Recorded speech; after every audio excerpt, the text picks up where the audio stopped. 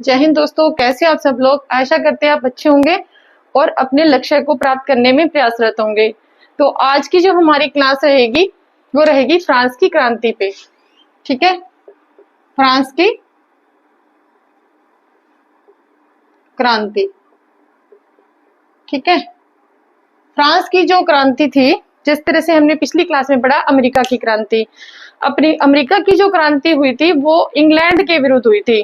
ठीक है, वो अमेरिका जो था वो इंग्लैंड का उपनिवेश था, फ्रांस का भी उपनिवेश था वैसे तो, लेकिन इंग्लैंड के द्वारा जो कर लगाए गए थे उसके विरोध में अमेरिका में क्रांति हुई थी। लेकिन जो फ्रांस की क्रांति है वो किसी दूसरे देश की वजह से नहीं हुई थी, बल्कि अपनी ही मतलब जो व्यवस्था थी उनकी वहां की, उसकी वजह से हुई थी। तो सबसे पहले हम इसकी थोड़ी भौगोलिक स्थिति देख लेते हैं। तो ये है यूरोपियन कंट्री है फ्रांस एक। ठीक है, आज की जो इसकी कंडीशन है उस हिसाब से मैं बता रही हूँ आपको। ये है फ्रांस, फ्रांस के यहाँ पास में है स्पेन। ठीक है, और स्पेन के यहाँ पर है पुर्तगाल। ठीक है, और इसके यहाँ पे है इटली। उस समय में ये इटली नहीं था, अनेक छोटे छोटे नेपल, सिसिली वगैरह कई जो देश थे उनमें बटा हुआ था। और ये है जर्मनी। ठीक है, उस समय ये था प्रशा। ठीक है, और हम ये जर्मनी के आगे एकीकरण में हम पढ़ेंगे कि फ्रांस की जो क्रांति की वजह से ही जर्मनी का एकीकरण हुआ था। ठीक है, यहाँ पर स्विट्जरलैंड है। ठीक है, और ये हो गया इंग्लैंड। इसके यहाँ पर है भूमध्य सागर, और फ्रांस का ही एक द्वीप है, ये है कोर्सिका, जो कि फेमस है किस वजह से, क्योंकि यहाँ पर हुआ था नेपोलियन का जन्म। ठीक है, नेपोलियन जो था वो यहाँ कोर्सिका द्वीप का निवासी था। और इन दोनों के बीच में यहाँ है डाबर जल संधि। ठीक है, इंग्लिश चैनल भी है। किसके बीच में है? इंग्लैंड और फ्रांस के बीच में। ठीक है, और यहाँ पर है ऑस्ट्रिया, ठीक है, हंगरी, ये सब यहाँ है। ठीक है, ये देश हैं जो। ठीक है, तो ये है इसकी भौगोलिक स्थिति फ्रांस की। और यहाँ इसके लगभग सेंटर में है इसकी कैपिटल पेरिस। ठीक है, तो अब हम पढ़ते हैं इसके फ्रांस में यानी कि क्रांति होने के कारण क्या थे। ठीक है, तो फ्रांस में हम क्रांति पढ़ रहे थे, तो फ्रांस में क्रांति के कारण क्या हुए थे। ठीक है, तो इसका जो सबसे मेन जो थी वो यहाँ एक व्यवस्था थी, आसिया रेजिम। ठीक है, इसको बोलते थे आसिया रेजिम। ये थी यहाँ की पुरातन जो व्यवस्था थी, उसके लिए ये वर्ड यूज किया जाता था। ठीक है, इसकी वजह से फ्रांस में क्रांति हुई। ठीक है, उसके बाद है इसके हम पढ़ रहे हैं राजनीतिक कारण। ठीक है, फ्रांस में जो क्रांति का मेन कारण जो है वो राजनीतिक कारण हम पढ़ रहे हैं। सबसे पहले क्या था कि यहाँ पे बुर्बो राजवंश शासन कर रहा था। उस समय बुर्बो राजवंश का शासन था। ठीक है, फ्रांस की क्रांति के समय कौन सा राजवंश था? बुर्बो राजवंश था, जिसमें अब इनको ये पता नहीं इनको क्या शौक था फ्रांस में कि ये जो राजा हुए थे लुई नाम से इनको बड़ा प्रेम था कि लुई नाम से इन्होंने 1 to 26 तक, यानी कि सिर्फ ये लुई रहने देते और बाकी आगे अपना नंबर चेंज कर लेते थे। तो अब हम पढ़ रहे हैं लुई 13। ठीक है, लुई 13 जो था इसमें रिशलू के नेतृत्व में कार्य किया था।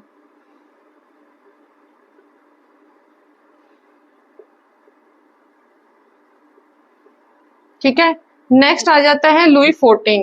ठीक है, लुई 14 जो था 1643 से 1715 तक इसने शासन किया था। ये एक तानाशाही शासक था, तानाशाही था, निरंकुश था। ठीक है, और इसका एक स्टेटमेंट है कि मैं ही राज्य हूं, मैं ही राज्य हूं। ठीक है, ये इसका स्टेटमेंट है। एग्जाम में पूछ भी लिया जाता है कि मैं ही राज्य हूं, ये स्टेटमेंट किसने दिया था? लुई 14 ने दिया था। लुई 14 के समय कोलबर्ट जो थे वित्त मंत्री थे। ठीक है, इनका कोलबर्ट वाद जो काफी फेमस है,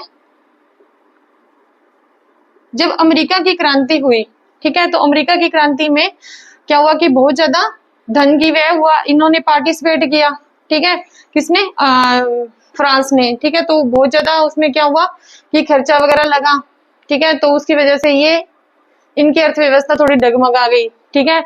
उसके बाद क्या हुआ, इन्होंने उपनिवेश भी स्थापित किए थे, अमेरिका में भी था, कनाडा उस टाइम जीता हुआ था, इनके पास ही था, फ्रांस के पास ही, और इंडिया के अंदर भी थे इनके उपनिवेश। इन्होंने 1664 में ईस्ट इंडिया कंपनी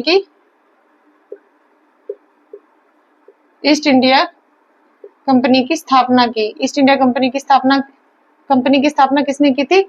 लुई 14 के काल में हुई थी, कोलबर्ट ने की थी 1664 में, विदेशों से व्यापार करने के लिए, ठीक है, अपनी आर्थिक स्थिति सुधारने के लिए कह सकते हो, ठीक है, लुई 14 के टाइम में, ठीक है। इसके बाद आते हैं लुई 15, 1715 से 1774। ये आलसी टाइप का था, ये आलसी टाइप का आदमी था, आलसी था, ठीक है, और इसने लुई 15 ने लुई 15 को मरते टाइम में, लुई 15 को मरते टाइम ये बात कही थी कि तुम मतलब युद्धों के पचड़े में मत पड़ना, युद्धों से तुम अलग ही रहना, लेकिन फिर भी ये नहीं माना। और जो कर्नाटक युद्ध हुए थे इंडिया में, कर्नाटक युद्ध हुए थे, किसके बीच हुए थे इंडिया में? वो हुए थे फ्रांस और इंग्लैंड के बीच में हुए थे, ठीक है। ये 3 युद्ध हुए थे, फर्स्ट, सेकंड और थर्ड, ठीक है। जो फर्स्ट युद्ध हुआ था वो हुआ था 1746 से 48 के बीच में, और उसके बाद 1749 से 1754 के बीच में, और फिर 1756 से 1763 के बीच में।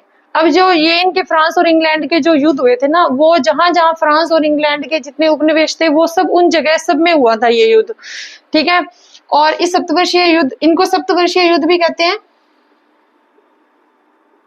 इसमें फ्रांस को बहुत ज्यादा नुकसान हुआ तो इंग्लैंड को भी था, तभी तो इंग्लैंड ने अमेरिका पे कर लगाए थे और उसकी वजह से अमेरिका में क्रांति हुई थी। तो इसमें क्या हुआ कि 1756 से 63 में सप्तवर्षीय युद्ध हुए इंग्लैंड और फ्रांस के बीच में, जहां जहां इनके उपनिवेश थे दोनों के, वहां दोनों के बीच में टकराव हुआ और अंततः इंग्लैंड की इसमें जीत हुई थी। तो लुई 15 का भी एक स्टेटमेंट है, हाँ, तो लुई 15 का हम स्टेटमेंट की बात कर रहे थे कि लुई 15 का भी एक स्टेटमेंट है। इन्होंने कहा था कि मेरे मरने के बाद प्रलय होगी। इन्होंने भी लुई 16 को मना किया था, युद्धों में पार्टिसिपेट नहीं करे, ठीक है, लेकिन वो भी ऐसा ही था, ठीक है। ये तो बहुत ही ज्यादा आलसी, तानाशाही, निरंकुश, सारे वर्ड इसके लिए यूज किए जा सकते हैं लुई 16 के लिए।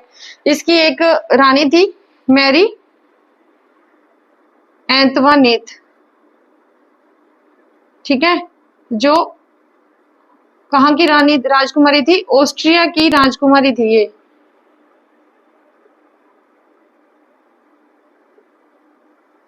ठीक है।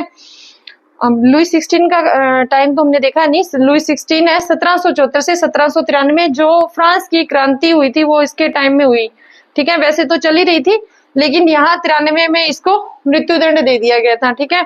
मैरी एंतवानेत जो इसकी पत्नी थी, इसको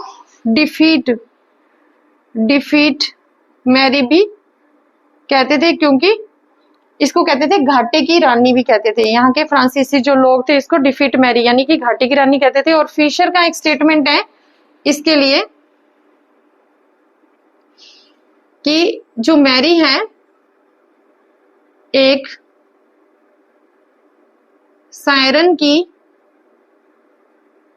तरह है जो जहाज रूपी राज्य को चट्टान की तरफ ले जा रही है। ठीक है, ये इसका एक फिशर का स्टेटमेंट था मेरी आंतवानेत के लिए। और ये ऑस्ट्रिया की राजकुमारी थी। जोसेफ सेकंड था ना जो, वो इसका भाई था। ठीक है, तो ये हमने पढ़े निरंकुश शासकों के बारे में, लुई 13 से लगाकर लुई 16। ठीक है, बुर्बो राजवंश यहाँ पे था उस समय फ्रांस में। ठीक है, और लुई 13 ने रिशलू के नेतृत्व में काम किया। लुई 14 1643 से 1715 में। ठीक है, मैं ही राज्य इसका स्टेटमेंट है। और इसकी ईस्ट इंडिया कंपनी इसके टाइम में स्थापित हुई थी। लुई 15 1715 से 1774 में। आलसी विलासी, ठीक है, कर्नाटक युद्ध हुए थे इसके। ठीक है, सप्तवर्षीय युद्ध हम कह सकते हैं जो इसके टाइम में हुआ था। ठीक है, और लुई 16 1774 से 1793 में। और मैरी आंतवानेत जो बहुत ज्यादा खर्चीली थी, जिसको डिफीट मैरी भी कहते हैं। और फिशर का ये स्टेटमेंट। ठीक है,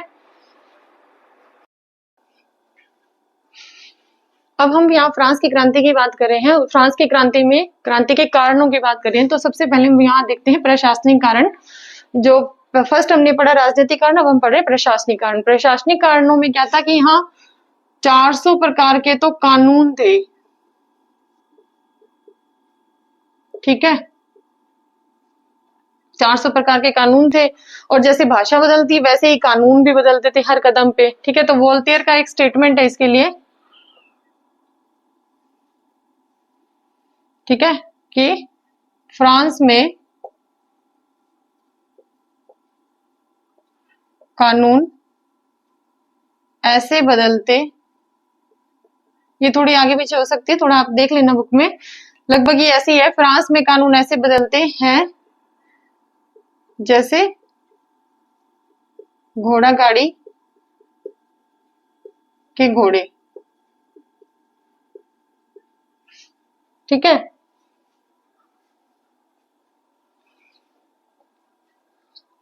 और राजा के जो शब्द थे ना, राजा के शब्द ही क्या थे, कानून होते थे। ठीक है, राजा के शब्द ही कानून होते थे।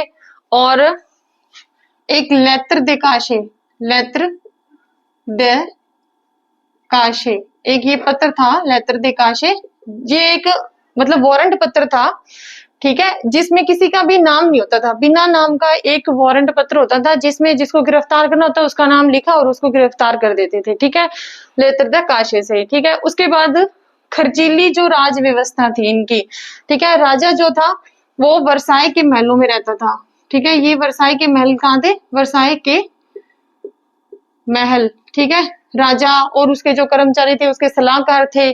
ठीक है, और वो जितने वो रहते थे उनसे ज्यादा उन्हें में रहते थे नौकर चाकर रहते थे। ठीक है, तो वहां बहुत ज्यादा, ये पेरिस के पास है वर्साई का महल। ठीक है, वहां वो रहते थे तो विलासितापूर्ण जीवन व्यतीत करते थे। ठीक है, और उनका मतलब बहुत ज्यादा खर्चा उनका जो था, वो जनता से जो कर इकट्ठा करते थे, बहुत ज्यादा खर्चा वो इसी में लगा देते थे। ठीक है, अपने शौक पूरे करने में, विलासी जीवन व्यतीत करने में। ठीक है, खर्चीली जो राज व्यवस्था थी उसके खिलाफ भी थे वहां के लोग। उसके बाद आता है बौद्धिक वर्ग का योगदान। बौद्धिक वर्गों में हम पढ़ते हैं, जैसे बौद्धिक वर्ग में रूसो है। ठीक है, वोल्टेयर है, मोंस्टेक्यू है। ठीक है, उसके बाद है दीदरो। ठीक है, इन्होंने बौद्धिक चेतना जगाने का लोगों में काम किया। इन्होंने जो थी भ्रष्टाचार है, जैसे भ्रष्टाचार है। ठीक है, और जो खर्चीली शासन व्यवस्था है, इनके खिलाफ इन्होंने क्या थी, आवाज उठाई। ठीक है, तो रूसो की एक सामाजिक संविदा नामक एक बुक है, वो काफी फेमस है। ठीक है, सोशल कॉन्ट्रैक्टर भी बोलते हैं। उसके बाद मोंस्टेक्यू की है फारस के खत।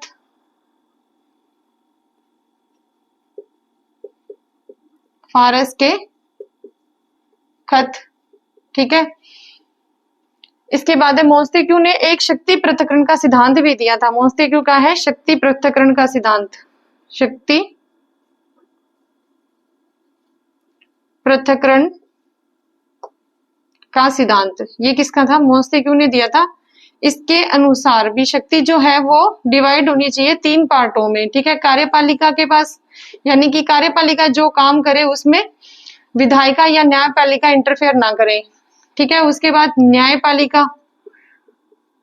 ठीक है, सबको इनकी शक्ति बांट के दी जानी चाहिए, सब अपने अपने क्षेत्र में काम करे। उसके बाद है विधायिका, ठीक है। इसके बाद आते हैं वोल्टेयर। वोल्टेयर ने क्या कहा था? वोल्टेयर ने कहा था कि जो फ्रांस की क्रांति है, ठीक है, और फ्रांस में जो अव्यवस्था फैली है, इसका जो कारण है ना वो चर्च है। चर्च को उन्होंने इसके लिए जिम्मेदार बताया था, जो भ्रष्टाचार वगैरह जो वहां फैला हुआ था, ठीक है। और इन्होंने एक इनकी स्टेटमेंट और है जो आपने बहुत बार पढ़ी होगी कि मैं जानता हूं कि आप गलत हैं, पर फिर भी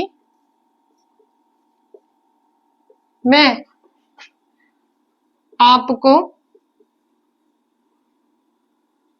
मतलब आपको अपने विचार रखने की, यानी कि अभिव्यक्ति की स्वतंत्रता जो थी वो इनका, ये वाल्टेयर का एक मेन ये था कि अभिव्यक्ति की स्वतंत्रता होनी चाहिए, ठीक है। मैं जानता हूं कि आप गलत है, फिर भी आपको अभिव्यक्ति की स्वतंत्रता है, ठीक है। ये शायद इस तरीके से था।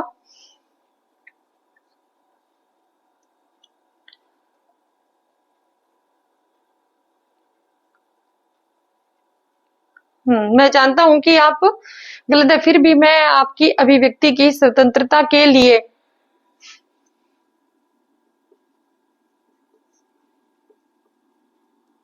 अपनी जान भी दे सकता हूं, ठीक है। ये लगभग इस तरह की सी स्टेटमेंट है। अब थोड़ा देख लेना और थोड़ा राइटिंग के साथ भी थोड़ा एडजस्टमेंट कर लेना। अब देखो, लिख तो मैं देती हूँ लेकिन पढ़ना तो आपको ही पड़ेगा, ठीक है। कोई ऐसा नहीं है जो किसी चीज में घोल के और पिला दे और फिर हम उसको पी लें और हमें सब कुछ याद हो जाए। तो लर्न तो आपको ही करना पड़ेगा इसको, ठीक है। लेकिन मैं आपको थोड़ा एक्सप्लेन कर सकती हूँ ताकि आप इस टॉपिक को इजी तरीके से और कुछ जो फैक्ट है, ठीक है, वो अच्छे से लर्न कर सकें, ताकि जैसे कि हम लिखते हैं और हम सुनते हैं तो वो फैक्ट हमें अच्छे से याद हो जाते हैं, ठीक है। तो ये हमारे कारण है फ्रांस की क्रांति के प्रशासनिक कारण, खर्चीली राज व्यवस्था और बौद्धिक वर्ग का योगदान। इसके बाद हम आर्थिक विषमता। आर्थिक विषमता था ये एक भी मेन कारण था, क्योंकि फ्रांस की जो क्रांति में क्या था कि जो राजा जो थे ना वो निरंकुश राजा थे, मतलब वो खुद कुछ नहीं करते थे और कर ज्यादा लेते थे लोगों से, ठीक है, वहां की जनता से। आर्थिक कर, तो आर्थिक विषमता, इसमें हम कर पढ़ते हैं। कर जो थे वो दो जगह लिए जाते थे। एक तो था चर्च के द्वारा कर लिया जाता था, जिसको हम बोलते हैं धार्मिक कर, ठीक है, ये था धार्मिक कर लिया जाता था। दूसरा जो था वो राज्य के द्वारा कर लिए जाते थे, ठीक है, जिसको बोलते हैं धर्म निरपेक्ष। ये धर्म निरपेक्ष जो थे, ठीक है, कर लिए जाते थे। इसमें आ जाता है, फर्स्ट आ जाता है टाइथ, ठीक है। ये सीधा सीधा क्वेश्चन भी बनता है भी, मतलब जैसे 4 तरह के कर जो वहां फ्रांस में उस टाइम में थे, ठीक है, 4 ऑप्शन दे दिए जाते हैं और उसमें पूछ लिया जाता है कि धार्मिक कर कौन सा था, तो टाइथ है और दूसरा है बेगार, ठीक है, जिसको कोरवी भी कहते हैं, ठीक है। ये जैसे मतलब लोगों को सड़क निर्माण कार्य में और कुछ निर्माण कार्य में लगाना, ठीक है। उसके बाद आता है राज्य के द्वारा कर जो लिए जाते थे। राज्य के द्वारा 2 तरह के कर लिए जाते थे, एक तो था प्रत्यक्ष कर, ठीक है, प्रत्यक्ष कर लिए जाते थे, एक था अप्रत्यक्ष कर, ठीक है। जो प्रत्यक्ष कर थे ना उसमें आ जाते सबसे पहले टाइल, ये था भूमि कर, ठीक है। दूसरा आ जाता है विग्मिटे, ये था आय कर, ठीक है। तीसरा था बेने लाइट है या पेने डाइट है, ये अलग अलग बुक में अलग अलग दे रखा है।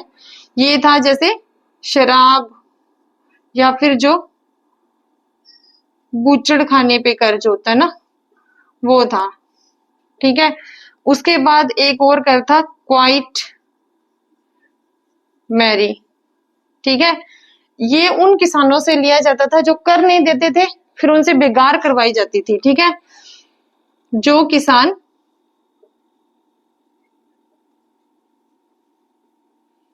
कर नहीं देते थे उनसे बेगार करवाई जाती थी।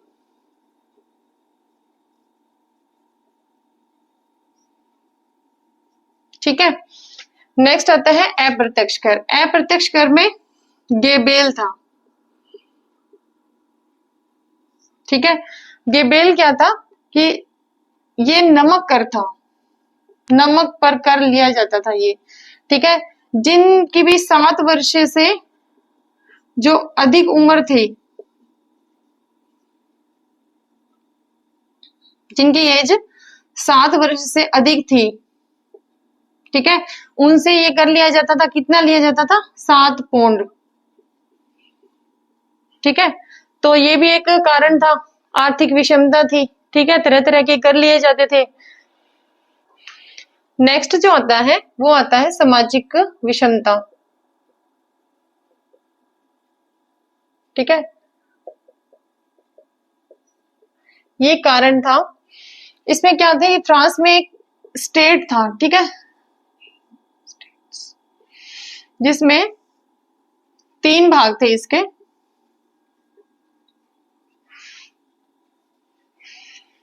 फर्स्ट जो स्टेट था ना, उसमें थे पादरी, या जिनको हम पुजारी कहते हैं। ठीक है, पादरी या पुजारी थे। ठीक है, इनके पास विशेषाधिकार थे। ठीक है, ये विशेषाधिकार युक्त थे, विशेषाधिकार युक्त वर्ग था ये।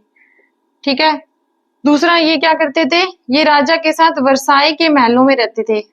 वर्साय के महलों में रहते थे।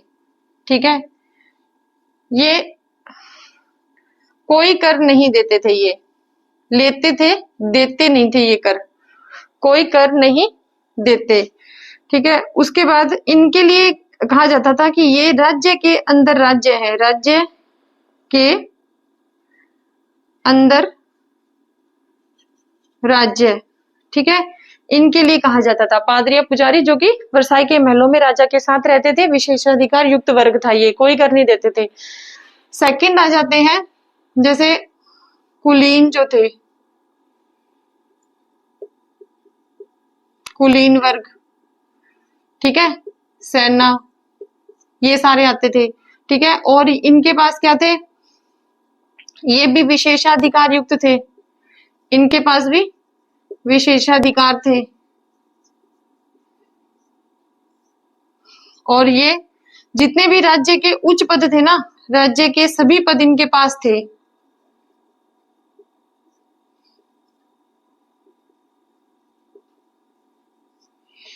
ठीक है, कोई कर नहीं देते।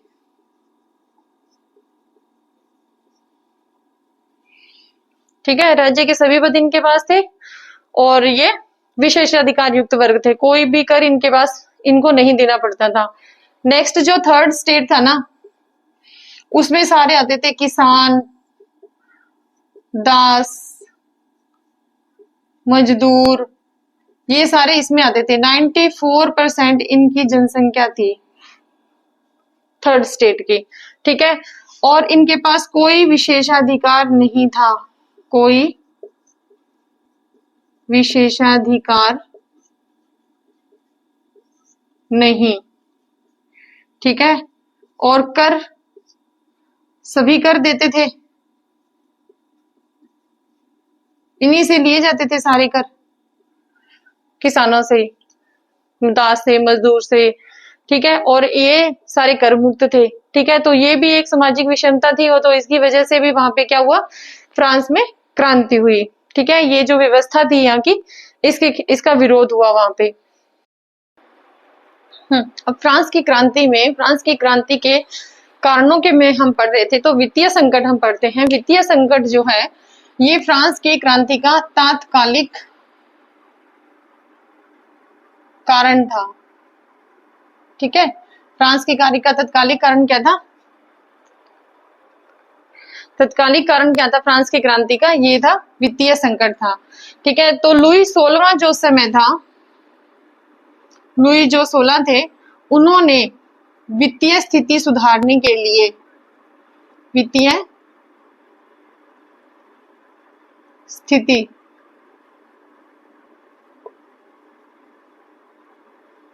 सुधारने के लिए वित्त मंत्रियों की नियुक्ति की।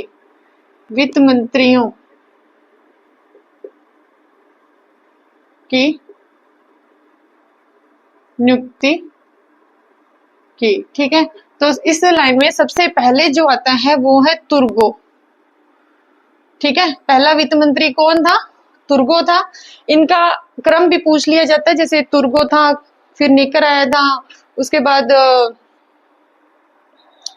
बाद फ्लरी आया था, फ्लरी के बाद कैलोन आया था। ठीक है, इस तरह से इनके जो सीक्वेंस है वो भी पूछ लिया जाता है। तो सबसे पहले तुर्गो को वित्त मंत्री बनाया गया था। सबसे पहला वित्त मंत्री था तुर्गो, लुई 16 ने फ्रांस की वित्तीय स्थिति सुधारने के लिए। ठीक है, और ये वित्तीय जो संकट है वो उस समय का तत्कालिक कारण था फ्रांस की क्रांति का। तो तुर्गो आते हैं। तुर्गो ने कहा था कि कोई कर नहीं, ठीक है, दिवालियापन नहीं,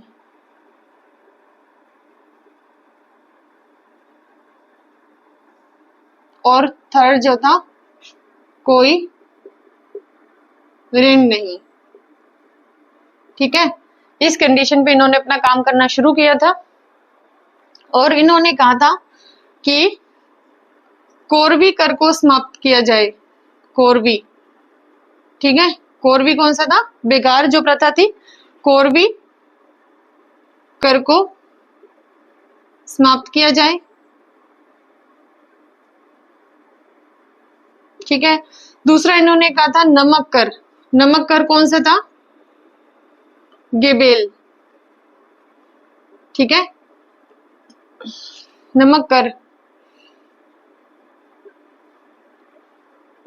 को समाप्त किया जाए। ठीक है, तीसरा इन्होंने कहा था कि विशेषाधिकार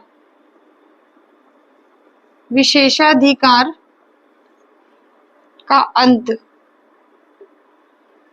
हो। ठीक है, ये जो प्रस्ताव इन्होंने राजा के समक्ष रखे, भी कोरवी कर समाप्त कर दो, नमक कर समाप्त कर दो, विशेषाधिकारों का अंत कर दो। ठीक है, तो जो विशेषाधिकार प्राप्त जो वर्ग था, ठीक है, तो अब विशेषाधिकार अंत कर देंगे तो सबसे ज्यादा नुकसान तो उसी वर्ग का होगा। तो उन्होंने क्या किया कि जो मैरी थी अंतवानेत, उसके साथ मिलकर षड्यंत्र रचा और तुर्गो को हटवा दिया। ठीक है, उसके बाद आए थे नेकर।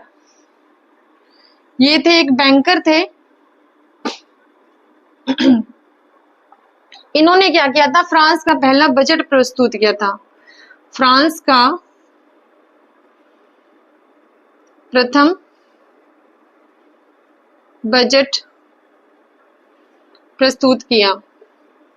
ठीक है, दूसरा काम इन्होंने क्या किया कि जो राज्य की आय व्यय थी, राज्य की आय मतलब कितना तो वो कर लेते थे और कितना वो व्यय करते थे और कहां कहां व्यय करते थे, ये सारा उन्होंने क्या कर दिया था? राज्य की आय व्यय को सार्वजनिक कर दिया था। किसने? नेकर ने। ठीक है, और दूसरा इन्होंने क्या कहा था कि फ्रांस को मना किया था अमेरिका की क्रांति में भाग लेने के लिए। ठीक है, अमेरिका की क्रांति में भाग लेने से मना किया। ठीक है, तो नेकर को हटा दिया, ठीक है, उनके पद से। उसके बाद कैटलबी का एक स्टेटमेंट है इनके लिए, नेकर के लिए एक स्टेटमेंट था कि नेकर के पतन से ऐच्छिक सुधारों के युग का अंत हो गया। ठीक है, ये कैटलबी ने स्टेटमेंट दिया था, किसके लिए? नेकर के लिए दिया था। ठीक है, तो ये दो वित्त मंत्री हैं। हम वित्तीय संकट में पढ़ रहे थे। वित्तीय संकट में पहले हमने तुर्गों को पढ़ा, उसके बाद नेकर आए, नेकर के बाद फ्लरी वित्त मंत्री बने, जिन्होंने कुछ खास काम नहीं किए। उसके बाद कैलोन वित्त मंत्री बने। ठीक है, कैलोन वित्त मंत्री बने तो कैलोन ने क्या किया? उन्होंने कहा कि उधार लेने के लिए, कैलोन ने कहा कि उधार लेने के लिए, क्योंकि फ्रांस में क्या हुआ कि व्यय ज्यादा था, आय कम थी, इसलिए विदेशों से उधार भी लेना पड़ा। कुछ इंग्लैंड से सप्तवर्षीय युद्ध हुए, कुछ अमेरिका की क्रांति की वजह से। ठीक है, तो इनकी अर्थव्यवस्था गड़बड़ा गई थी। ठीक है, इसीलिए तो वित्त मंत्रियों की नियुक्ति की थी लुई 16 ने। तो कैलोन ने कहा कि उधार लेने के लिए अमीर दिखना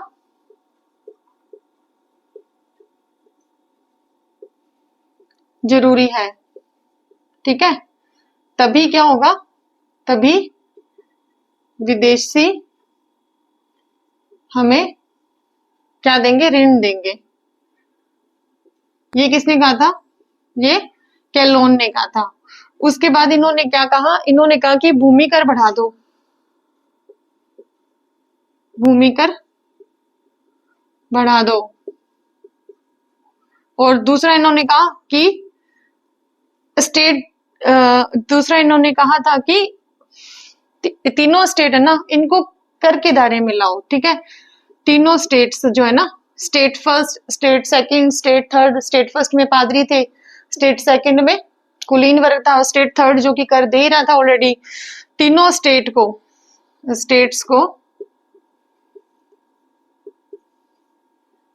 एक दायरे में लाओ। ठीक है, फिर इस वजह से इनको इस्तीफा देना पड़ा। इसके बाद आए ब्रिया, कहीं कहीं ये ब्रायन भी लिखा हुआ आता है। ब्रिया ने क्या कहा? ठीक है, तो ब्रिया ने कहा कि सभी वर्गों पर समान कर लगाओ, सभी वर्गों पर समान कर लगाओ। ठीक है, और नया स्टाम्प कर लगाओ। ठीक है, ये ब्रिया ने कहा। ठीक है, तो इनका सीक्वेंस है वो पूछ लिया जाता है। तो सबसे पहले किसकी हुई थी नियुक्ति? वित्त मंत्री के रूप में सबसे पहले आए थे तुर्गो, तुर्गो के बाद नेकर, नेकर के बाद फ्लरी, फ्लरी के बाद कैलोन, उसके बाद ब्रिया। ये वित्त मंत्री का सीक्वेंस है। ठीक है, ये भी पूछ लिया जाता है। ब्रिया ने कहा कि नया स्टाम्प कर लगाओ। इसके लिए क्या किया कि लुई 16वें ने क्या कहा? लुई 16वें ने पार्लिमा को आदेश दिया। पार्लिमा, ठीक है, जो कि पेरिस में थी। मेन जो पेरिस थी, वैसे 13 पार्लिमा थी फ्रांस में उस समय में। तो जो कर लगाने का काम जो था ना, वो पार्लिमा का था। तो पार्लिमा को लुई 16 ने आदेश दिया, लेकिन पार्लिमा ने मना कर दिया। ठीक है, पार्लिमा ने जब इनकार कर दिया तो फिर लुई 16 ने पार्लिमा को भंग कर दिया। अब पार्लिमा को जब भंग किया तो पार्लिमा ने कहा कि अगर नया कर लगाना है तो स्टेट जनरल को बुलाना पड़ेगा। ठीक है, तो स्टेट जनरल को बुलाना पड़ेगा, ये कहा इन्होंने। तो स्टेट जनरल का गठन कब हुआ था?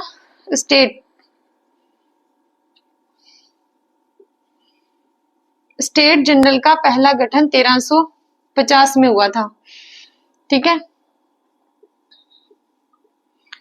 फिलिप द फेयर, ठीक है, इन्होंने किया था, फिलिप द फेयर ने। ठीक है, स्टेट जनरल का गठन 1350 में फिलिप द फेयर ने किया था।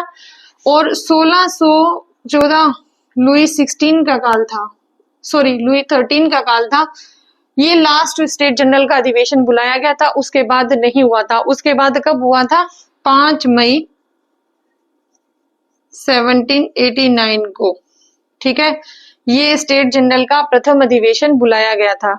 ठीक है, तो ये डेट इंपॉर्टेंट है, 5 मई 1789 को स्टेट जनरल का प्रथम अधिवेशन बुलाया गया था। ठीक है, 5 मई 1789 को, 175 साल बाद में।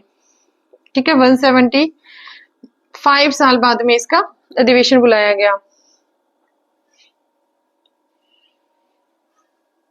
तो ये थे 175 साल बाद 5 मई 1789 को स्टेट जनरल का प्रथम अधिवेशन बुलाया गया था। तो ये थे हमने फ्रांस की क्रांति के कारण पढ़े हैं। ठीक है,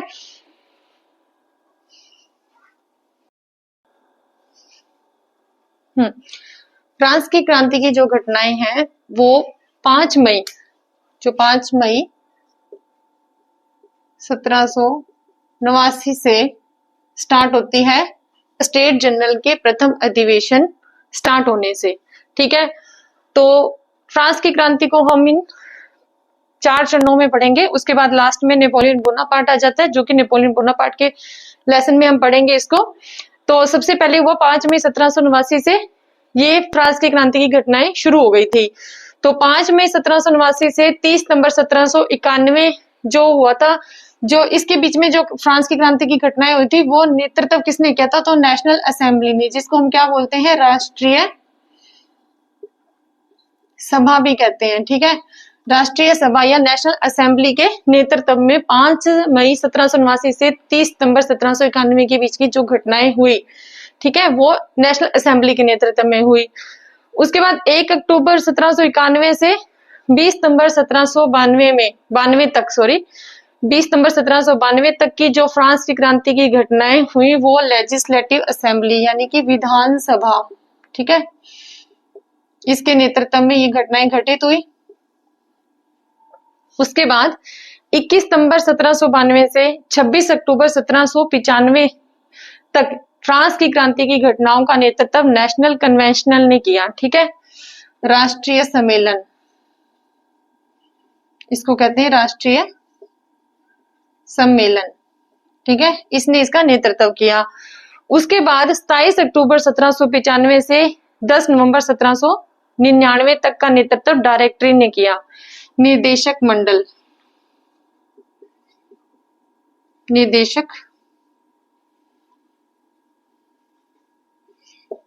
ने इसका नेतृत्व किया। ठीक है, जिनमें से एक था नेपोलियन बोनापार्ट भी था। उसके बाद 1799 से 1815 के बीच में नेपोलियन बोनापार्ट गया, जो कि हम नेपोलियन बोनापार्ट के चैप्टर में रीड करेंगे इसको। अब आगे हम क्या करेंगे, जो सभी घटनाएं हैं वो किसके नेतृत्व में हुई, वो हम इसके माध्यम से करेंगे, ताकि थोड़ा पढ़ने में चैप्टर इजी भी हो। और ये भी पूछा जा सकता है भी ये जो घटना हुई थी, ठीक है, तो वो किसके नेतृत्व में हुई। टाइम पीरियड तो खैर याद रखना ही है।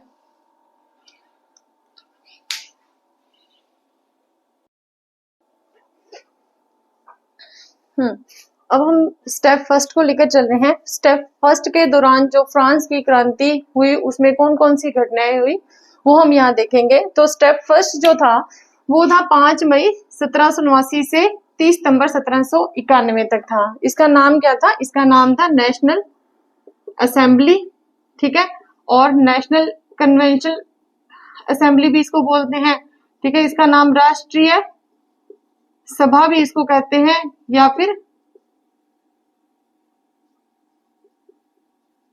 राष्ट्रीय सम्मेलन। ठीक है, तो इसमें क्या हुआ कि सबसे पहली जो घटना हुई इस स्टेप के दौरान वो हुई थी 5 मई 1789 को स्टेट जनरल का प्रथम अधिवेशन बुलाया गया था। ठीक है, ये जो घटना हुई थी वो किसके टाइम से शुरू हो रही है? स्टेट जनरल ये हुआ था लुई 16 के काल में। ठीक है, लुई 16 का चल रहा था यहाँ पर शासन उस समय में। इस समय क्या हुआ कि स्टेट जनरल के जो 3 थे, स्टेट फर्स्ट, स्टेट सेकंड और स्टेट थर्ड। स्टेट फर्स्ट में कौन आते थे? पादरी वगैरह जो लोग आते थे, यानी कि विशेषाधिकार युक्त वर्ग आता था। और स्टेट सेकंड के अंदर जो कुलीन वर्ग थे, जो सेना में थे, जो उच्च पदों पर तो कार्यरत थे लोग, वो आते थे। ये भी विशेषाधिकार युक्त वर्ग था। और स्टेट थर्ड में जो किसान, मजदूर, दास, जो कि फ्रांस में इनकी जनसंख्या उस समय सबसे ज्यादा थी, वो सारे स्टेट थर्ड में आते थे। अब इन्होंने क्या किया कि अधिवेशन बुलाया और सब अपने अपने अलग अलग सभा में जाकर बैठ गए। ठीक है, क्योंकि ये तो विशेषाधिकार युक्त वर्ग था, ये विशेषाधिकार विहीन वर्ग था, ये इनके साथ कैसे बैठ सकते हैं। उसके बाद स्टेट थर्ड के जो प्रतिनिधि थे वो जनता का एक मांग पत्र तैयार करके लाए थे। ठीक है, जिसको क्या कहते थे, जिसको काहिए। ठीक है, इस मांग पत्र को क्या कहा गया था, काहिए, काहिए। ठीक है, उसके बाद स्टेट फर्स्ट जो थे उन्होंने स्टाम्प प्रस्ताव पारित किया था, तो फिर स्टेट थर्ड सेकंड जो था उन्होंने भी पारित कर दिया, लेकिन स्टेट जो थर्ड थे उन्होंने इसको खारिज कर दिया। उन्होंने कहा कि पहले हमारी मांगे मानो। ठीक है, और उनकी मांगे क्या थी कि दो मांगे थी कि एक तो प्रति सदस्य एक मत हो, न कि प्रति सदन। ठीक है, अब ये दोनों तो थे विशेषाधिकार युक्त वर्ग। अब जो ये दोनों जो मांग रखते या जो भी प्रस्ताव पारित करते, ठीक है, तो ये तो आपस में इनके वोट मिल जाते, क्योंकि प्रति सदन अगर वोटिंग होती तो ये दोनों तो एक मत हो जाते और फिर ये रह जाते, और इनकी कोई मांग होती तो फिर ये दोनों उसको निरस्त कर देते, तो इनकी तो कभी मांगे पूरी ही नहीं होनी थी। तब इन्होंने कहा कि प्रति सदस्य वोटिंग होनी चाहिए। ठीक है, उसके बाद स्टेट थर्ड ने दो मांगे रखी थी, ये प्रति सदस्य एक मत हो, न कि प्रति सदन। उसके बाद तीनों सदनों का अधिवेशन साथ में हो, साथ बैठे एक सभा में वो। ठीक है, अब इसका क्या हुआ, गतिरोध हो गया, इसका गतिरोध हुआ। ठीक है, उसके बाद स्टेप फर्स्ट में हम आगे पढ़ते हैं कि 17 जून 1789 को क्या हुआ कि इसमें स्टेट थर्ड के जो लोग थे उसमें एक पादरी थे आवासीय। इन्होंने कहा कि जब थर्ड स्टेट में जब हमारी जनसंख्या ज्यादा है, 90% लोग हम इसमें हैं, और थर्ड स्टेट को जो रिप्रेजेंटेटिव हम लोग कर रहे हैं, ठीक है, और हम सबसे ज्यादा कर देते हैं, तो क्यों ना हम अपने आप को थर्ड स्टेट को नेशनल असेंबली घोषित कर देते हैं। ये सुझाव दिया था, बस ये पादरी ने दिया था। ठीक है, फिर इन्होंने क्या किया कि 17 जून 1789 को अपने स्टेट थर्ड को नेशनल असेंबली घोषित कर दिया। स्टेट थर्ड में कौन लोग थे, जो मजदूर वर्ग जो थे, किसान जो थे, दास लोग जो थे, वो सब थर्ड स्टेट में आते थे। सबसे ज्यादा जनसंख्या इनकी थी। नेक्स्ट आता है 20 जून 1789 को। अब क्या हुआ, जब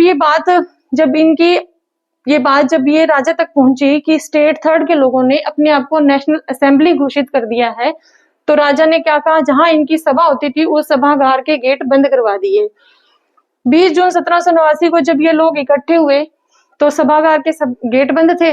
तब पास में एक टेनिस कोर्ट पड़ता था, वहां ये लोग इकट्ठे हुए। ठीक है, फिर इन्होंने वहां टेनिस कोर्ट में एक शपथ ली कि हम यहाँ से तब तक नहीं हटेंगे जब तक हमारे द्वारा दिया गया संविधान फ्रांस में लागू नहीं हो जाता। इसलिए इसको टेनिस कोर्ट की शपथ कहते हैं, जो कि कब हुई थी, 20 जून 1789 को हुई थी। इसका प्रारूप मोनियर ने तैयार किया था, और इसमें जो ओजस्वी भाषण, ठीक है, ऐसा भाषण जो माइंड चेंज कर दे, ठीक है, ओजस्वी जो भाषण दिया था मिराबो ने दिया था, और नेतृत्व किया था किसने, बेली ने किया था। मोनियर भी जो थे वो एक पादरी थे, और अब्बासिया ने इसमें एक पंपलेट भी जारी किया था जिसका नाम था वाई थर्ड स्टेट। ठीक है, तो ये हुए हमारे दो, मतलब इनको डेट के हिसाब से आप लर्न करोगे ना तो ज्यादा अच्छे से लर्न हो जाएंगे। यानी कि थर्ड स्टेट को नेशनल असेंबली में कब घोषित कर दिया, 17 जून 1789 को। टेनिस कोर्ट की शपथ कब हुई, 20 जून 1789 को। नेक्स्ट क्या हुआ कि 23 जून 1789 को राजा के द्वारा क्या किया गया कि तीनों स्टेट का संयुक्त अधिवेशन बुलाया गया।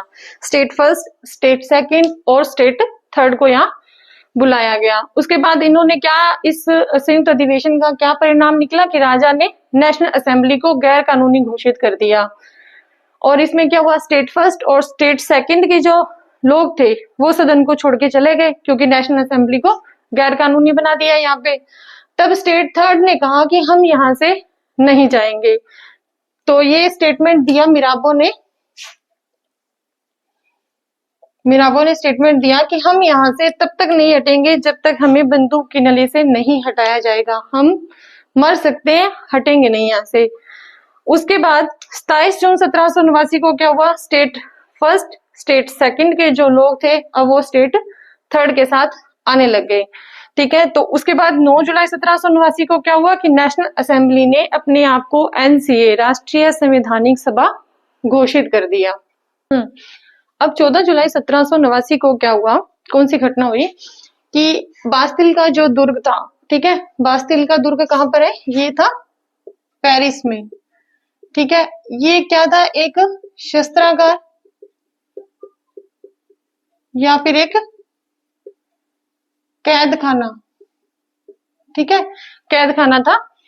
तो इसके बारे में कैमुले देमुले जो थे उस टाइम जो पत्रकार थे, ठीक है, इन्होंने यहाँ अफवाह फैला दी कि लुई जो 16वां जो राजा है वो इस दुर्ग के अंदर क्या कर रहा है कि शस्त्र इकट्ठे कर रहा है ताकि क्रांतिकारियों का दमन किया जा सके। ठीक है, अब ये बात जो थी वो जनता में फैल गई।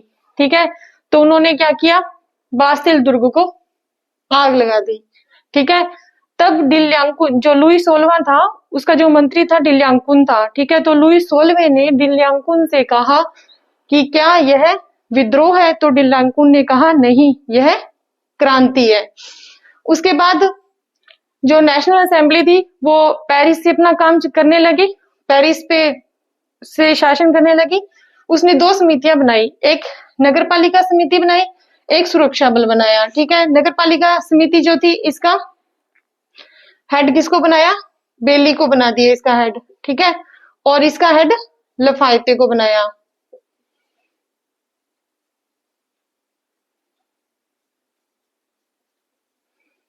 ठीक है, अब ये 2 जो थे, एक कम्यून था, एक नेशनल गार्ड, और एक इन्होंने 3 रंग का अपना झंडा भी बनाया, तिरंगा भी बनाया। ठीक है, उसके बाद जो इनका जो उद्देश्य था, ये जो क्रांति हुई थी यहाँ पर, उनका उद्देश्य था आसिया रेजिम यानी कि जो पुरातन व्यवस्था थी उसके विद्रोह में ये हुआ था। ठीक है, और इसी को ही वो खत्म करना चाहते थे।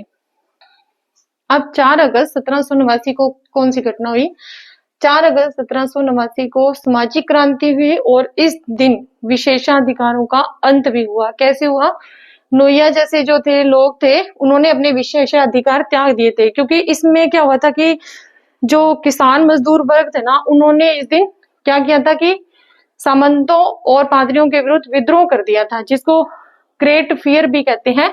वो घटना हुई थी और इसमें इस दिन को तुम आप याद रखोगे, 4 अगस्त को विशेषाधिकारों का अंत के और सामाजिक क्रांति जो हुई थी उस डेट के हिसाब से आप इसको याद रखोगे। ठीक है, उसके बाद क्रॉम्पटन ने जो कहा कि अगर फ्रांस की क्रांति में से सामाजिक जो क्रांति है उसको हटा दिया जाए तो पीछे कुछ नहीं बचता, क्योंकि जो फ्रांस में जो क्रांति हुई थी वो फ्रांस के अंदर ही जो उनकी आसिया रेजिम यानी जो पुरातन व्यवस्था जो थी उनकी, उसके विरुद्ध हुई थी, क्योंकि सामाजिक असमानता थी वहां पर। ठीक है, उसके बाद नोया जो थे उन्होंने अपने समस्त समस्याओं का कारण बताया कि करों की जो असमानता है वो ही क्या है, समस्त समस्याओं का कारण है। तो अपने उन्होंने क्या किया, और उन्होंने बताया कि असमानता और विशेषाधिकार है, जो कि अपने विशेषाधिकार नोया ने इस दिन त्याग दिए।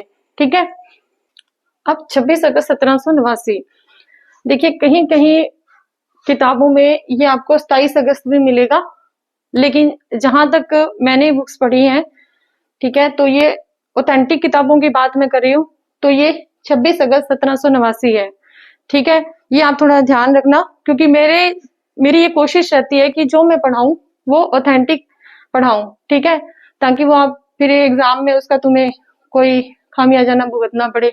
ठीक है, तो ये आप देख लेना, ये 26 अगस्त 1789 को मानव अधिकारों का घोषणा पत्र जारी किया। इसमें कितनी घोषणाएं थी, 17 घोषणाएं थी इसमें। ठीक है, 17 घोषणाएं थी इसमें,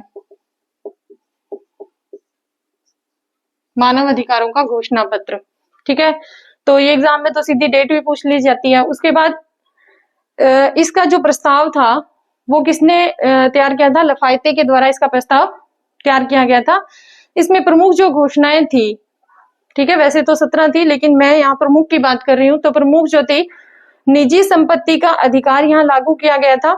अभिव्यक्ति की स्वतंत्रता लागू की गई, मजहब की स्वतंत्रता का अधिकार दिया गया और बिना कानूनी अधिकार पर किसी को गिरफ्तार नहीं किया जा सकता। उसके बाद है योग्यता के आधार पर सरकारी सेवा में जाने का अधिकार और राज्य कानून उस राज्य के व्यक्तियों की इच्छा की अभिव्यक्ति। ठीक है, इन घोषणाओं के लिए एक एक्टन ने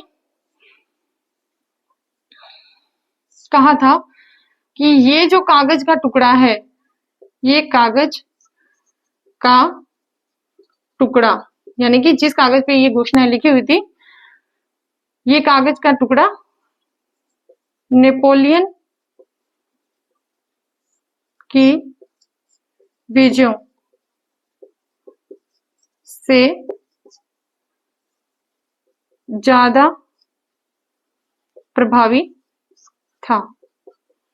ठीक है, ये एक स्टेटमेंट है एक्टन का इन 17 घोषणाओं पे। ठीक है, अब जैसे ही 26 अगस्त 1789 को अधिकारों का घोषणा पत्र जारी हुआ, जिसमें 17 घोषणाएं थी, उसमें महिलाओं के साथ भेदभाव किया गया था। ठीक है, तो ये अफवाह जो थी वो फैल गई। अब 5 अक्टूबर 1789 को क्या हुआ कि महिलाएं जो थी वो उन्होंने मार्च निकाला। ठीक है, ये क्या था, ओलंपस दी गूंज, ये एक महिला थी जिसके नेतृत्व में, ठीक है, महिला मार्च निकाला गया। ठीक है, किसके नेतृत्व में, ओलंपस दी गूंज नामक महिला के नेतृत्व में निकाला गया। अब महिलाओं ने क्या किया कि वर्साई के महल में पहुंच गई, और वर्साई का महल कहाँ था, पेरिस में। ठीक है, ये कहाँ है, पेरिस में, जिसमें कौन रहते थे, राजा रानी और विशेषा अधिकार युक्त वर्ग रहते थे। ठीक है, वर्ग उसमें रहता था।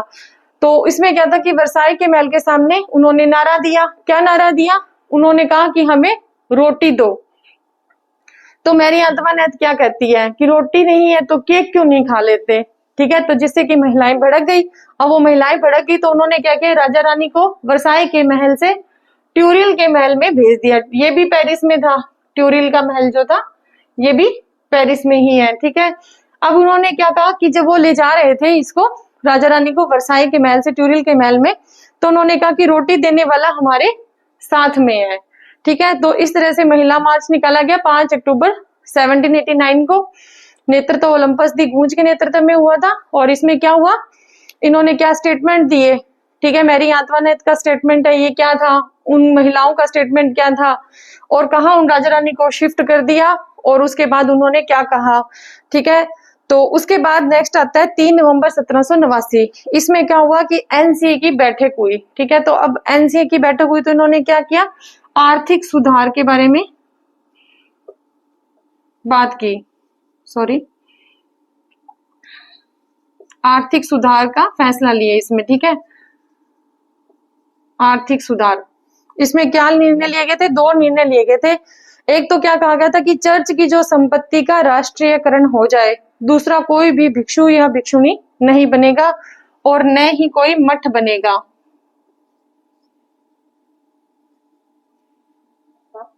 ना तो कोई भिक्षु भिक्षुणी बनेगा और न ही मठ बनेंगे। ठीक है, इसमें क्या हुआ कि चर्च जो था वो वित्तीय संकट में आ गया। ठीक है, क्योंकि उनका तो खर्चा वो जो तीसरा वर्ग था, स्टेट जो थर्ड थी, वो ही उठा रहे थे। ठीक है, और इस समय कौन था, पोप कौन था, पोप पायस 6 था। ठीक है, तो उन्होंने इन क्रांतिकारियों का विरोध कर दिया। ठीक है, विरोध तो करना ही था क्योंकि अब उनपे जो उन आर्थिक सुधार जो हो रहे थे जिसकी वजह से उनको नुकसान हो रहा था। उसके बाद क्या हुआ कि 12 जुलाई 1790 को the civil constitution of clergy, ठीक है, ये किसके लिए बनाया गया था, ये पादरियों के लिए बनाया गया था। ठीक है,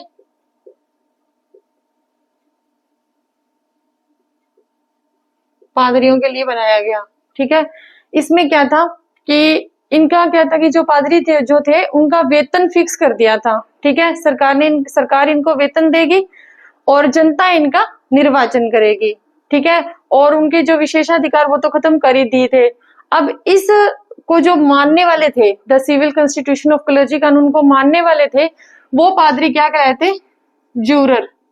ठीक है, और जिन्होंने इसको नहीं माना था वो कहलाए थे नॉन ज्यूरर। ठीक है, जिन्होंने इसको माना वो ज्यूरर और जिन्होंने नहीं माना वो नॉन ज्यूरर कहलाए थे। ठीक है, इसके बाद क्या हुआ, इसके बाद 3 सितंबर 1791 को एनसीए खत्म कर दिया और उसके बाद संविधान लागू कर दिया था। ठीक है, और ये संविधान समिति कब गठन की गई थी, ये 14 जुलाई 1789 को संविधान समिति का गठन हुआ था, जिसमें 12 सदस्य थे, तीनों स्टेट के सदस्य थे इसमें। ठीक है, उसके बाद जो हमने 17 घोषणाएं देखी थी, 26 अगस्त 1789 को इसकी प्रस्तावना हुई। उसके बाद इसमें प्रावधान क्या थे, प्रावधान थे कि इसमें एक विधानसभा का गठन होगा जिसमें, ठीक है, जिसमें 745 सदस्य होंगे। ठीक है, इसमें कितने सदस्य होंगे, 745 सदस्य होंगे, सदस्यों की संख्या 745। ठीक है, अब इसमें दो तरह के थे, सक्रिय और निष्क्रिय। निष्क्रिय में महिलाएं आ गई और सक्रिय में 25 वर्ष से अधिक आयु वर्ग के लोग आ गए। ठीक है, इसमें क्या था कि पुराने सदस्य चुनाव नहीं लड़ेंगे और राजा जो शासन का नाम मात्र का प्रमुख रहेगा। ठीक है, उसके बाद क्या हुआ कि इसका जो कार्यकाल था, विधानसभा का जो कार्यकाल था, कितना रखा गया था, 2 वर्ष का कार्यकाल रखा गया था। ठीक है,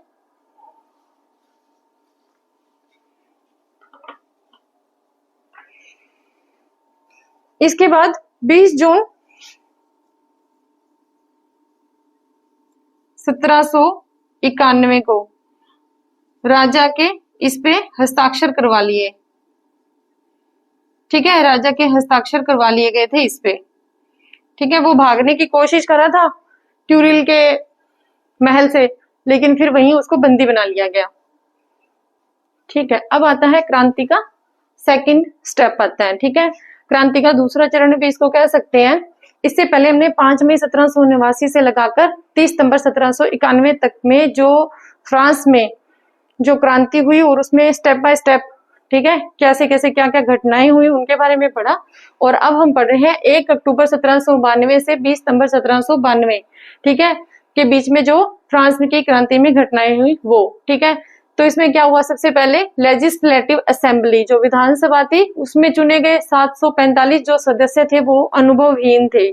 ठीक है, अब ये अनुभवहीन थे तो अब इसमें क्या होने लगी थी, गुटबाजी होने लगी थी।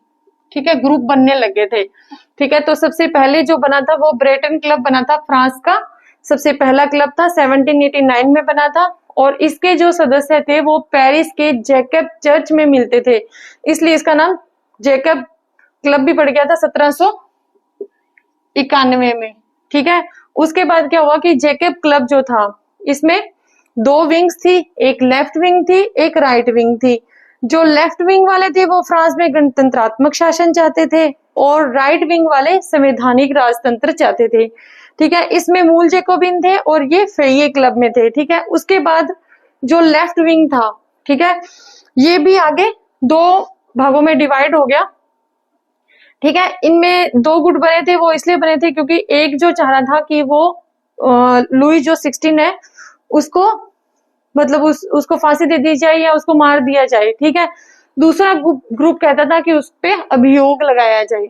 ठीक है, अब हमने देखा कि इसमें जो लेफ्ट विंग जो थे, लेफ्ट विंग वाले जो थे वो 2 भागों में डिवाइड हो गए थे। ठीक है, क्योंकि वो लुई 16 को लेकर इसलिए डिवाइड हो गए, उनमें मतभेद हो गया कि एक चाह रहा था, वर्ग चाह रहा था कि मतलब लुई जो 16 है उसको मृत्युदंड दिया जाए और दूसरा उसको कह रहा था कि इस पे अभियोग जो है वो लगाया जाए।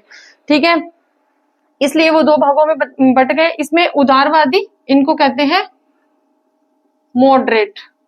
ठीक है, और ये है उग्रपंथी जिनको कहते हैं रेडिकल। ठीक है, तो ये 2 भागों में बट गए। ठीक है, ये मूल जैकोबिन थे और ये जिरोंद प्रांत में मिलते थे, इसलिए जिरोंद प्रांत जिरोंदिस्ट इनको कहते थे। अब सबसे इंपॉर्टेंट इसमें ये नाम है, ठीक है, जो आपको याद रखने हैं कि जिरोंदिस्ट दल और एक है जैकोबिन दल। ठीक है, तो इसमें जैसे 4 नाम दे दिए जाएंगे और पूछ लिया जाएगा क्वेश्चन में कि जो जिरोंदिस्ट दल में कौन थे, कौन नहीं थे, कौन जैकोबिन दल में थे और कौन नहीं थे। तो इसमें ये नाम है मदामा रोला, जिरोंदिस्ट दल से संबंधित थे ये लोग, पोंडेरोस से रोलैंड और वर्निया। ठीक है, ये जो लोग थे ना, उदारवादी जो लोग थे, जो मॉडरेट लोग थे, ये शिक्षित थे।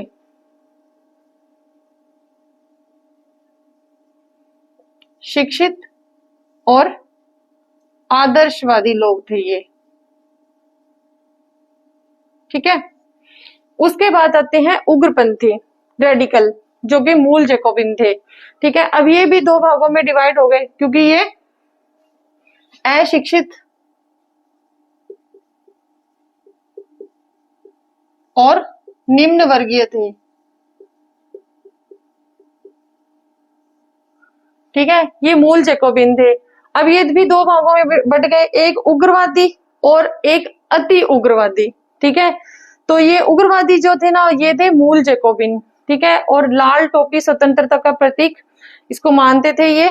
उसके बाद इसका जो था, इस दल से जो संबंधित था वो रोबस्पियर था, रोबोस्पियर जो। ठीक है, उसके बाद है अति उग्रवादी, जिनको कार्डेलियर कहा जाता है, क्योंकि ये कार्डेलियर चर्च में मिलते थे, इसलिए इनको अति उग्रवादियों को कार्डेलियर भी कहते हैं, जिसमें नाम आते हैं दांते, मारा, कार्नो और कैमुले देमुले। इस दल का जो संस्थापक था ना, वो कौन था?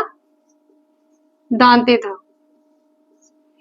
ठीक है, तो ये आप नाम आपको ध्यान रखने पड़ेंगे थोड़े। ठीक है, अब क्या हुआ कि जो नेपोलियन जो था, वो जैकोबिन दल के लिए कहता था कि जैकोबिन के जो लोग हैं वो पागल है और बुद्धिहीन का था।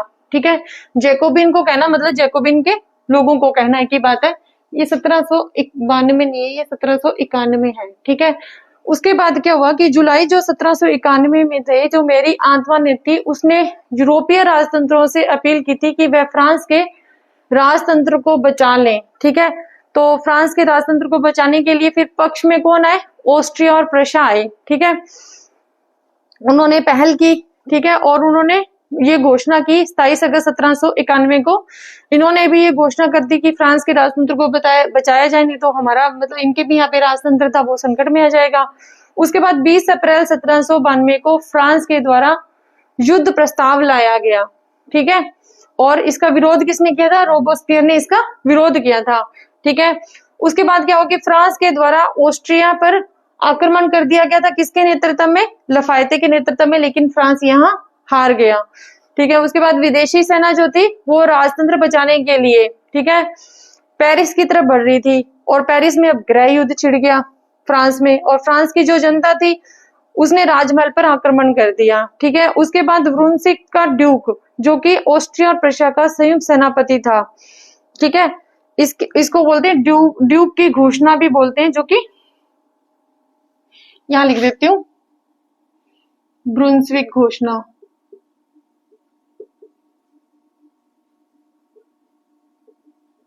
ठीक है, 25 जुलाई को इसने घोषणा की। क्या घोषणा की? ये ऑस्ट्रिया प्रशा का संयुक्त सेनापति था, इसने घोषणा की कि राजमहल का कुछ, अगर राजमहल को कुछ हुआ, ठीक है, तो इसकी जिम्मेदारी। ठीक है, तो नेक्स्ट क्या हुआ? नेक्स्ट में हुआ कि राजा को उसके अधिकार लौटा दो। ये ब्रुंसविक जो था, ऑस्ट्रिया और प्रशा का जो सेनापति था, उसने कहा कि फ्रांस की जनता को कहा कि राजा को उसके अधिकार लौटा दो, अन्यथा हम पेरिस को जला देंगे। अब फ्रांस की जनता वहां पे क्या थी कि उग्र हो गई।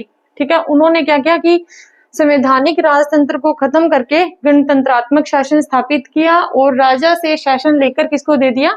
कम्यून को दे दिया। यानी कि पेरिस से अब शासन खत्म हो गया था, अब कम्यून के पास आ गया था। तो इसमें क्या हुआ कि दांते और मारा जो था ना, उनका वर्चस्व था। ठीक है, ये जैकोबिन दल के थे, उग्रवादी थे। ठीक है, तो अब इन्होंने क्या किया कि लफायते की जगह किसको बनाया? डुमोरियो को सेनापति बनाया, क्योंकि जब ऑस्ट्रिया प्रशा की जो सेना थी वो जब पेरिस की तरफ बढ़ रही थी, तो लफायते वैसे विदेश भाग गया था। ठीक है, तो फिर इन्होंने डुमोरियो को सेनापति बनाया।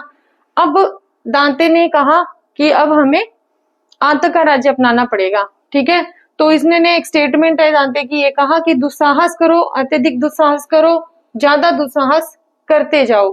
ठीक है, उसके बाद क्या हुआ? 2 से 6 सितंबर 1792 को राजा के समर्थकों का कत्लेआम कर दिया गया, और इसे सितंबर हत्याकांड भी कहते हैं। ये डेट याद रखना, ये इंपॉर्टेंट है। 2 से 6 सितंबर 1792 सितंबर हत्याकांड के नाम से भी इसको जानते हैं। ठीक है, उसके बाद 28 सितंबर 1792 को क्या हुआ कि ऑस्ट्रिया प्रशा और फ्रांस के बीच में किसका युद्ध हुआ? वामी, या इसको हम वाल्मी भी कहते हैं, कहीं कहीं वाल्मी भी मिलता है ये। ठीक है, वाल्मी का युद्ध हुआ। ठीक है, अब इसका तो ब्रुंसविक था सेनापति और फ्रांस का कौन था, डुमोरियो था। ठीक है, तो फ्रांस के द्वारा बेल्जियम पर क्या कर लिया गया, कब्जा कर लिया गया। ये एक निर्णायक युद्ध हुआ।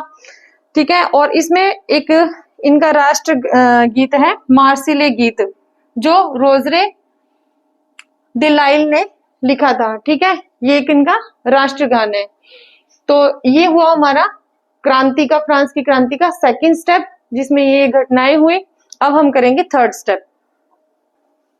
अब फ्रांस की क्रांति का आता है थर्ड स्टेप।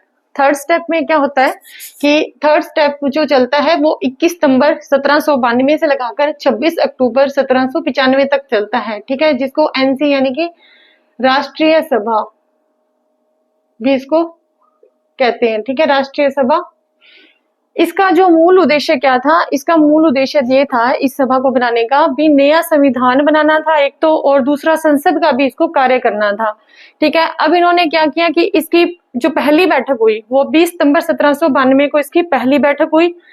ठीक है, इसमें पहला प्रस्ताव लाया गया और प्रस्ताव क्या था कि राजतंत्र को समाप्त किया जाए। ठीक है, उसके नेक्स्ट डे 21 सितंबर 1792 को दूसरा प्रस्ताव आया और इस प्रस्ताव में क्या था कि गणतंत्र की स्थापना हो और लुई 16 पर अभियोग लगाया जाए, उस पे राष्ट्रद्रोह का आरोप लगाया गया और उसको मृत्युदंड दे दिया गया। तो फिर जिरोंदिस्ट जो दल थे ना, क्योंकि उदारवादी थे जिरोंदिस्ट, शिक्षित वर्ग थे, लेकिन अब जो यहाँ पे किसके हाथ में थी, यहाँ पे बागडोर जो थी वो थी उग्रवादियों यानी कि जैकोबिन के हाथ में थी। ठीक है, तो जैकोबिन में ये दांते, रोस्फियर, ये मारा वगैरह जो थे, ये इस टाइम इनकी चलती थी। तो जैकोबिन दल तो चाहता ही था कि इसको मृत्युदंड दिया जाए लुई 16 को। तो फिर जैकोबिन, रोस्फियर ने कहा कि ये स्टेटमेंट रोस्फियर ने दिया कि राजा मरेगा तभी तो राज्य बनेगा। ठीक है, फिर जिरोंदिस्ट की यहाँ चली नहीं। उसके बाद 21 सितंबर 1793 को, ठीक है, अब राजा को क्या कर दिया, पेरिस के चौराहे पर गिलोटिन कर दिया गया। और उस टाइम गिलोटिन क्या किसको था, लुई 16 को किया था। तो लास्ट लुई 16 के वर्ड क्या थे कि फ्रांस चिरंजीवी रहे। ठीक है, उसके बाद क्या हुआ कि उसके मरने के बाद में फ्रांस जो था उसमें दो तरह की सरकारें काम करी थी। एक पेरिस के अंदर थी, पेरिस की कम्यून, और दूसरी थी कन्वेंशन की सरकार। ठीक है, ऐसे मान लो कि ये जैकोबिन था, वो जिरोंदिस्ट दल काम करा था। ये जो थे इसमें थे जैकोबिन। ठीक है, ये था जो शक्तिशाली था, ये वर्ग शक्तिशाली था। ये सरकार यानी कि पेरिस की कम्यून की सरकार ये शक्तिशाली थी। ये थे जिरोंदिस्ट।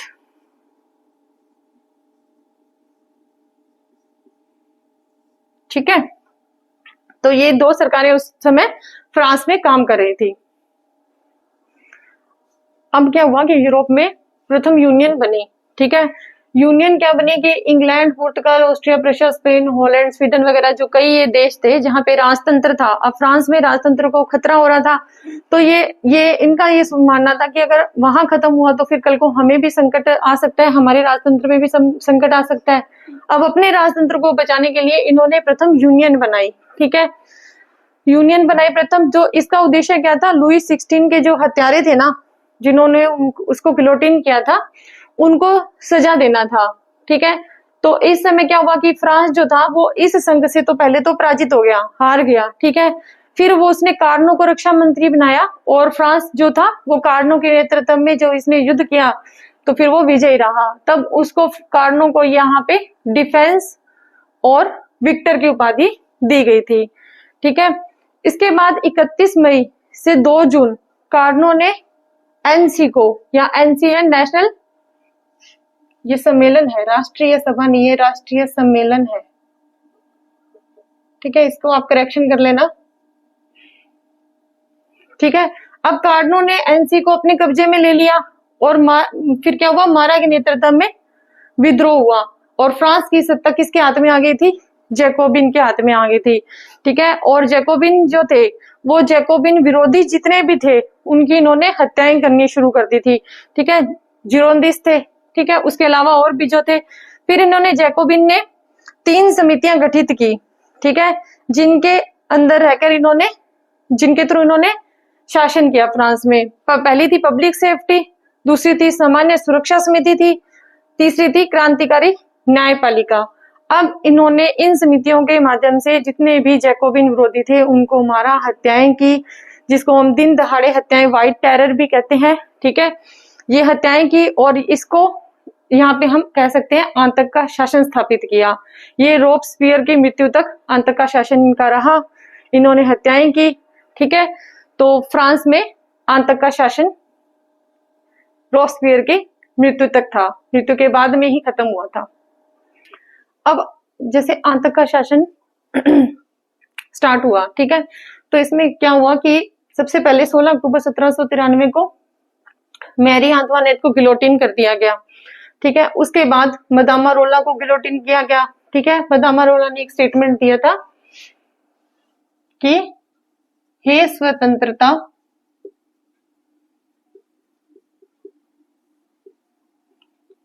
तेरे नाम पर,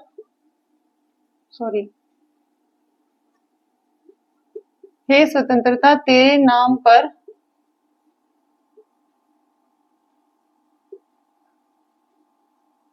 कितने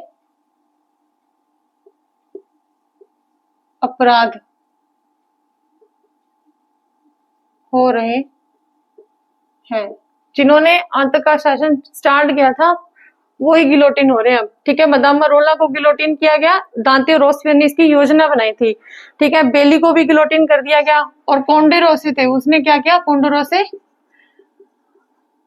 उसको क्या हुआ कि ये सब देख के वो इतना ज्यादा घबरा गया था कि उसने सुसाइड कर लिया, ठीक है, वो खुद ही मर गया। उसके बाद 24 मार्च 1794 को दांते ने प्रस्ताव रखा कि आतंक का शासन जो हो समाप्त हो, क्योंकि अब खुद को भी तो मरने से डर लगता है, ठीक है। उसके बाद रोबस्पियर जो था वो इसके खिलाफ हो गया, तो उसने क्या किया कि योजना अपनाई रोबस्पियर ने और 5 अप्रैल 1794 को क्या किया कि दांते को गिलोटिन कर दिया। तब दांते ने कहा, ये स्टेटमेंट दिया कि मेरे नाम की सत्ता अगर खत्म करने से फ्रांस आजाद होता है तो कर देनी चाहिए, ठीक है। अब क्या हुआ कि सारे जो बाकी सब जो लोग थे वो रोबस्पियर के खिलाफ हो गए, क्योंकि अब सारी सत्ता किसके हाथ में आ गई, रोबस्पियर के हाथ में आ गई, ठीक है। तो रोबस्पियर के खिलाफ हो गए सारे लोग, तो उन्होंने कहा कि तानाशाह का नारे दिए, तानाशाह का अंत हो, विद्रोही का अंत हो या तानाशाह का अंत हो, ठीक है, ये नारे दिए, ठीक है। अब क्या हुआ कि 28 जुलाई 1794 को रोबस्पियर को भी गिलोटिन कर दिया, ठीक है। अब वापस सत्ता जो थी वो किसके हाथ में आ गई, राष्ट्रीय सम्मेलन के हाथ में आ गई, ठीक है। अब उन्होंने फिर नया संविधान बनाया। अब क्या हुआ कि आतंक का शासन समाप्त हुआ और एनसी में, ठीक है, अपना पुनः वो शक्तिशाली हो गई और अपना काम उसने करना शुरू किया और संविधान बनाया। उस संविधान के अंतर्गत कुछ सुधार किए, जैसे अंग्रेजी कैलेंडर लागू किया, अंग्रेजी कैलेंडर खत्म किया और फ्रांसीसी जो कैलेंडर था वो लागू किया। कब से, 22 सितंबर से, ठीक है। उसके बाद क्या हुआ कि राष्ट्रभाषा इन्होंने क्या बनाई, फ्रांसीस भाषा को राष्ट्रभाषा का दर्जा दिया और दशमलव प्रणाली जो थी वो लागू की, जो कि यूरोप में लागू करने वाला प्रथम देश था ये, ठीक है। कौन सा देश था, फ्रांस था। उसके बाद स्वस्थ व्यक्तियों के लिए सैनिक सेवा अनिवार्य कर दी गई, भूमि का जनता में वितरण कर दिया गया, सामान्य जनता में, ठीक है। उसके बाद संपत्ति पर पुरुष और महिला का बराबर अधिकार कर दिया। अब इसके बाद क्या हुआ कि 26 अक्टूबर 1795, ठीक है, ये इसकी एनसी की लास्ट डेट थी, ठीक है। एनसी ने यहां तक काम किया था 21 सितंबर 1792 से 26 अक्टूबर 1795 तक किया, ठीक है। अब एनसी ने खुद को भंग कर दिया और गणतंत्र का तीसरा संविधान लागू हुआ, ठीक है। और इसने अपनी शक्तियां किसको दे दी, डायरेक्टरी को दे दी। अब आगे कौन शासन चलाएगा फ्रांस का, डायरेक्टरी चलाएगी, ठीक है। एनसी ने अपनी शक्तियां या जो अधिकार थे उनके पास डायरेक्टरी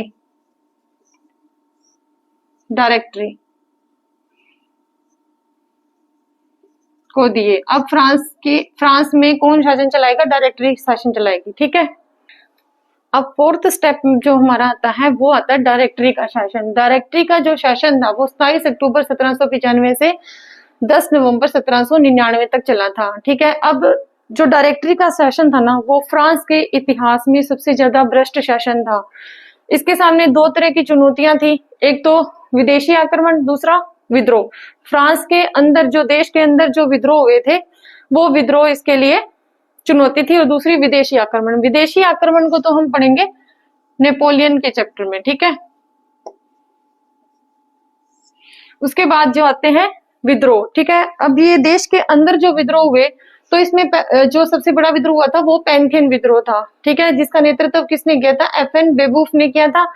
इसका जो उद्देश्य था वो था मध्यम वर्ग जो था उस पे प्रहार करना और मजदूरों को मजबूत करना था। ठीक है, अब बेबूफ जो था पैंथियन विद्रोह की वजह से इसको गिलोटिन कर दिया गया। ठीक है, तो ये था हमारा जैसे फ्रांस की क्रांति। तो यहाँ अब ये कंप्लीट होती है। ठीक है, और ये विदेशी आक्रमण वाला पार्ट है वो हम नेपोलियन के पार्ट में करेंगे। ठीक है, अब हम देखेंगे इसके प्रभाव और महत्व। फ्रांस की क्रांति का अब हमारा जो लास्ट टॉपिक है वो है फ्रांस की क्रांति का क्या प्रभाव पड़ा। ठीक है, तो फ्रांस की क्रांति के जो प्रभाव पड़े वो मैंने यहाँ लिख दिए है। ठीक है, वैसे तो आप स्क्रीनशॉट लेके नोट भी कर सकते हैं इनको, और वैसे मैं इनको एक बार रीड कर देती हूँ। ठीक है, राष्ट्रीयता का उदय हुआ, प्रजातांत्रिक भावना का उदय हुआ, समाजवाद का भी उदय हुआ, मानवाधिकारों की घोषणा हुई, उसके बाद सेकुलर राज्य की घोषणा और चर्च के अधिकारों की समाप्ति हुई, उदारवादी प्रजातंत्र का प्रारंभ हुआ, और उसके बाद है राजतंत्र की समाप्ति व जनता की शक्ति का उदय हुआ। नेक्स्ट है सामंतवादी व्यवस्था का अंत हुआ, राजनीतिक दलों का गठन हुआ, शिक्षा संबंधी सुधार और स्वतंत्रता, समानता, बंधुत्व। ये फ्रांस की क्रांति का सबसे इंपॉर्टेंट प्रभाव था। ठीक है, जिसने पूरे यूरोप को प्रभावित किया था। ठीक है, तो इसके साथ ही हमारा जो फ्रांस की क्रांति वाला जो टॉपिक है वो एंड होता है। नेक्स्ट हम लेंगे नेपोलियन। आपसे एक रिक्वेस्ट भी है कि आप प्लीज मेरे को थोड़ा मोटिवेट कीजिए, या मतलब जैसे आपको पसंद आ रहा है, नहीं आ रहा है, या किस तरीके से आपको और अच्छे से पढ़ाया जा सके, कुछ कमेंट कीजिए, बताइए, या फिर लाइक कीजिए अगर पसंद आ रहा है तो। ठीक है, और चैनल को प्लीज सपोर्ट कीजिए थोड़ा। ठीक है, और सब्सक्राइब कीजिए, शेयर कीजिए। Thank you.